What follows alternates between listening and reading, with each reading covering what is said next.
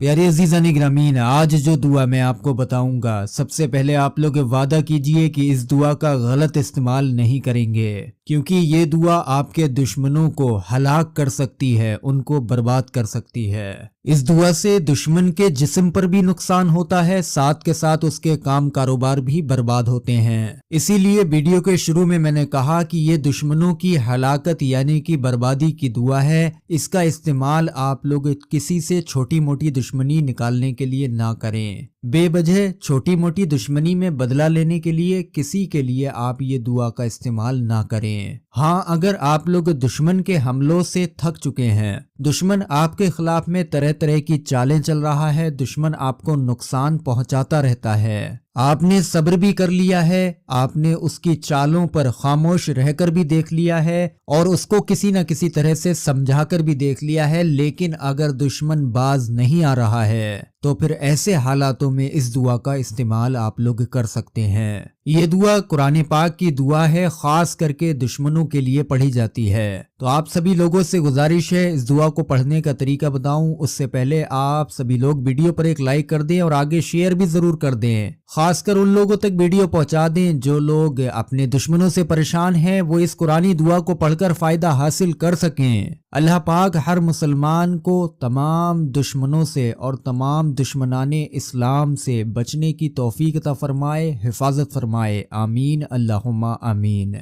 प्यारे अजीज़ान ग्रामीन, इस दुआ को दुश्मन की हलाकत की दुआ कहते हैं, यानी कि दुश्मन को निस्तो नाबूद और बर्बाद करने की दुआ। देखिए, आज के इस दौर में दुश्मन हर इंसान का होता है और दुश्मनी कब किससे बन जाए इस बात का हम लोग अंदाजा नहीं लगा सकते। अगर आप लोग जरा सी कामयाबी की तरफ बढ़ जाएं या जरा सी दौलत कमा लें, अपना घर में कुछ काम कराने लग जाएं या आपके घर में कोई ना कोई गाड़ी खरीद ले, उस वक्त में कुछ लोग जलने लगते हैं और वही जलन एक न एक दिन आकर दुश्मनी पर आमादा हो जाती है, यानी कि दुश्मनी पैदा कर देती है। तो कहीं ना कहीं दुश्मनी की मेन वजह हसद, जलन है, जिसको इस्लाम में बड़ा गुनाह माना गया है। अल्लाह पाक जलन और हसद से हम लोगों को बचने की तौफीक अता फरमाए। अब आप लोग कुरान करीम की इस मुकद्दस दुआ को देखिए। बिस्मिल्लाहिर्रहमानिर्रहीम। रब्बना तुमिस अला अम्वालिहिम वशदुद अला कुलूबिहिम फला युमिनु हत्ता यरबुल अज़ाबल अलीम। इस दुआ का जरा सा तर्जुमा भी सुन लेना। तर्जुमा है, ए हमारे रब, बर्बाद कर दे उनके मालों को और सख्त कर दे उनके दिलों को, ताकि वो ईमान न ले आए जब तक ना देख लें दर्दनाक अजाब को। जैसा इस दुआ का मायना है वैसा ही प्यारे अजीज़ान ग्रामीन इस दुआ को पढ़ने से असर होता है, यानी कि वाकई में इस दुआ के पढ़ने से दुश्मन या दुनिया का कोई भी इंसान जो आपके ऊपर जुल्म सितम कर रहा है, जो आपसे बुराई रख रहा है, वो अपनी जिंदगी के अंदर एक दर्दनाक अजाब को देखता है अगर अपनी हरकतों से बाज ना आए। अब इस दुआ को पढ़ने का तरीका समझिए। मुख्तसर सा वीडियो बनाया है। आजकल लोग शिकायत कर देते हैं कि बड़ा वीडियो बनाते हैं, तरह तरह की बातें करते हैं वीडियो में। तो मेरे प्यारे अजीज दोस्तों, समझाने की बात तो आप लोगों को की ही जाएगी। बहरहाल इस दुआ को पढ़ने का तरीका, प्यारे अजीज दोस्तों, रात को सोने से पहले पढ़ें या फिर सुबह में सोकर उठने के बाद पढ़ें, ये दोनों वक्त बेहतर हैं। अगर किसी एक नमाज के बाद पढ़ लें तो सोने पर सुहागा है। पढ़ना कैसे है? 3 मरतबा शुरू में दुरूद पाक पढ़िए, उसके बाद में कम से कम 21 मरतबा इस मुबारक दुआ को पढ़िए जो आपको बताई गई। 21 मरतबा पढ़ने के बाद में आप लोगों को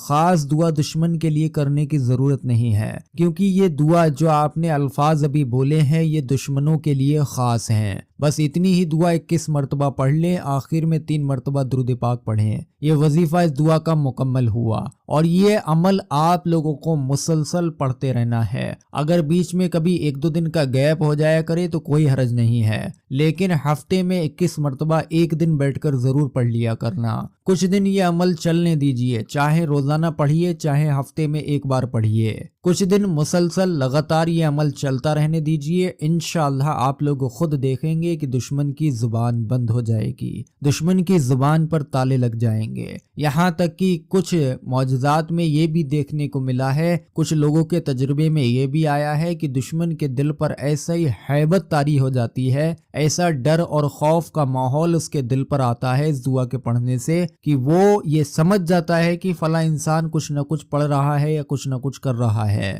تو وہ آپ سے دشمنی کے بدلے میں، اپنی چال چلنے کے بدلے میں آپ کے پاس میں آ کر انشاءاللہ تبارک و تعالی معافی بھی مانگنے پر مجبور ہوتا ہے۔ اگر ایسی سچویشن کسی کے ساتھ آئے، دشمن چل کر آئے، اپنی معافی، اپنی غلطیاں توبہ کرے، آپ سے معافی مانگے تو اس کو معاف بھی کر دینا، اور اپنی دشمنی کو وہیں پر ختم کر کے محبت کی زندگی کو شروع کرنا، یہی اسلام کا سب سے پہلا درس ہے۔ تو میں امید کرتا ہوں ویڈیو آپ سبھی لوگوں کو سمجھ آیا ہو۔ ویڈیو پر ایک لائک ضرور کر دیں اور آگے شیئر کریں۔ السلام علیکم۔